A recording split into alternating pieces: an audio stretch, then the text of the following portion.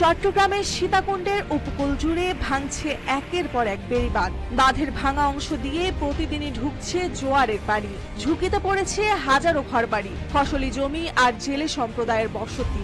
বর্ষা মৌসুমের আগে স্থানীয়দের দাবি জরুরি ভিত্তিতে স্থায়ী ও টেকসই সংস্কার।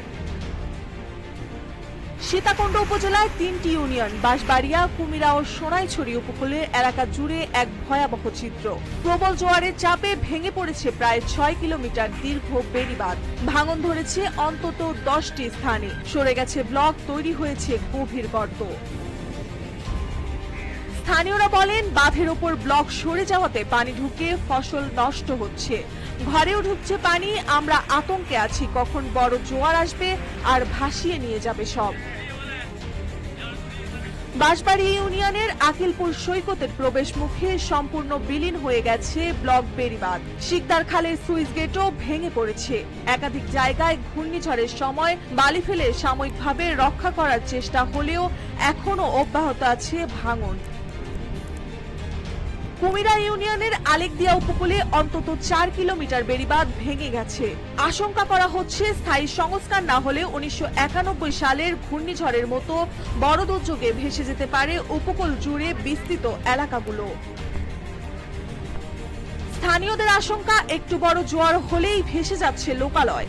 সবচেয়ে বিপদে রয়েছে সোনাইছড়ি ইউনিয়নের দক্ষিণ ঘোড়ামারা, জোরামতল ও বাংলা বাজার এলাকা। এসব জায়গায় বেড়িবাঁধের ভাঙন সবচেয়ে ভয়াবহ রূপ নিয়েছে। জোরামতলে ভেঙে গেছে ২০০ মিটার বাঁধ। হুমকির মুখে পাশের শতবর্ষী মসজিদ।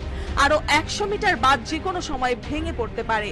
ঝুঁকিতে রয়েছে দুটি জেলে পল্লী। ভাঙন ঠেকাতে না পারলে বসত ঘর সহ সবকিছু হারানোর আশঙ্কা স্থানীয়দের। স্থানীয়দের অভিযোগ, গত বছর ঘূর্ণিঝড়ে ক্ষতিগ্রস্ত হয় আকিলপুর সৈকতের ব্লক বাঁধ। ঠিকাদারি প্রতিষ্ঠানের লোকজন কিছু বালু দিয়ে ব্লক বসালেও তাতেও কোনো টেকসই বা স্থায়ী সমাধান আসেনি। মাত্র ৫ মাসের মাথায় আবারও ভেঙে পড়েছে সেই অংশটি।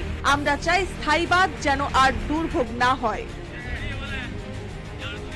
ভাঙন রোধে ব্যবস্থা নিতে একাধিকবার মানববন্ধন করেছেন এলাকাবাসী। অভিযোগ রয়েছে, উপকূলীয় এলাকায় বেড়িবাঁধগুলো নির্মাণের উপযুক্ত ব্লক ব্যবহার হয়নি, নেই জমি অধিগ্রহণ, ফলে প্রকল্প বাস্তবায়নও হচ্ছে না। আমরা বিভিন্নভাবে পদক্ষেপ নেব। নির্যাতিত নিষ্পেষিত জনগোষ্ঠী যারা সমুদ্র উপকূলে রয়েছে, আমাদের কল্যাণে কেউ ক্রিয়াকলাপ কাজ করেনি। আমরা অনেকবার অনেক কিছু করছিলাম, এখানে কোনো কর্মসূচি পাই নাই। কারণ প্রতি বছর জলসেচ মৌসুমে আসলে আমাদের এলাকার মধ্যে প্রায় আপনার ৪ থেকে ৫ ফুট জোয়ার প্লাবিত হয়। তো প্রতি বছর এই জলদুর্ভোগ পোহাতে হয় আমাদেরকে। তাই আমি উদ্বোধন কর্মকর্তাদের দৃষ্টি আকর্ষণ করবো অতি শীঘ্রই যেন যথাযথ পদক্ষেপ নেয় এ ব্যাপারে। আপনারা সবাই জানেন, আমরা এই বেড়িবাঁধ নিয়ে অসংখ্যবার অত্র শিপ ব্রেকিং ইয়ার্ডের মালিক জনাব মুখাররম আলী চৌধুরী বাবলু সাহেবের সাথে যোগাযোগ করেছি। বিভিন্ন মাধ্যমে ওনাকে আমরা এই খবরটা পৌঁছে দিয়েছি, কিন্তু তারা বিগত দিনে কোনো প্রতিকার এই বেড়িবাঁধ নিয়ে করে নাই। আমাদের আজকে জোর দাবি, আমরা এই শিপ ব্রেকিং ইয়ার্ডের পক্ষ থেকে আমরা এই সংস্কার চাই। চট্টগ্রাম পানি উন্নয়ন বোর্ডের সহকারী প্রকৌশলী এস.এম. তারেক বলেন, ২০১৭ সালে যেসব ব্লক বসানো হয়েছে সেগুলো ছোট আকৃতির, সাধারণ নদীর জন্য উপযোগী। বঙ্গোপসাগরের ঢেউ সামাল দিতে হলে নতুন করে ভারী ব্লক দিয়ে বাঁধ নির্মাণ করতে হবে। ৫৬০ কোটির একটি প্রকল্প প্রক্রিয়াধীন রয়েছে। প্রাকৃতিক দুর্যোগে উপকূলের প্রথম ঢাল বেড়িবাঁধ, কিন্তু সীতাকুণ্ডে সেই ঢালেই ধরেছে ফাটল। একের পর এক ভাঙনে শুধু বসতঘর বা ফসল নয়, তলিয়ে যাচ্ছে মানুষের আশা, স্বপ্ন আর ভবিষ্যতের সম্ভাবনাও। স্থায়ী প্রতিরক্ষা ব্যবস্থা না হলে উপকূলবাসী বাঁচার লড়াই হয়ে পড়বে আরো দুর্বিষহ। মার্জিয়া মৌ, রূপালী বাংলাদেশ।